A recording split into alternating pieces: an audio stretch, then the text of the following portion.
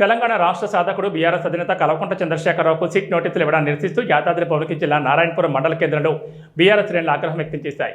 చావు నోట్లో తలపెట్టి కేసీఆర్ సత్యుడు తెలంగాణ వచ్చుడు అన్న నినాదంతో రాష్ట్రాన్ని సాధించిన జాతిపితను విచారణ పేరుతో వేధించిన అప్రజాస్వామికమని మండిపడ్డారు.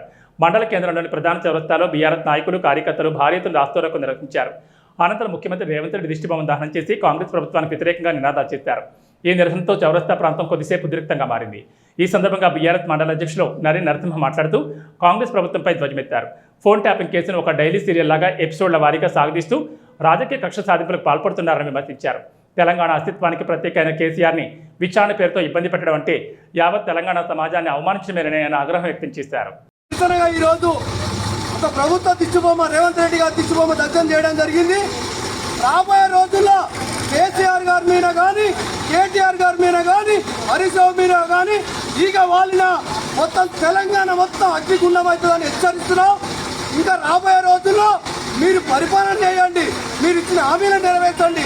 అది నెరవేర్చకుండా ప్రజలను తప్పుదోవ పెట్టడం కోసం ఈ ఒక దొంగ నాటకాలు ఆడుతూ ఒక విచారణ పేరు మీద ఒక దొంగ విచారణ చేసుకుంటూ సుప్రీంకోర్టు హైకోర్టు కొట్టేసినా కానీ ఎక్కడ లేని విచారణ ఇక్కడే చేసుకుంటూ ఒక కక్ష సాధింపు చర్యలు చేస్తున్నారు. కాబట్టి దానికి నిరసనగా ఈరోజు నారాయణపూర్ మండలంలో టీఆర్ఎస్ పార్టీ ఆధ్వర్యంలో ర్యాలీ చేసి రేవంత్ రెడ్డి గారి దిష్టిబొమ్మ దగ్ధం చేయడం జరిగింది.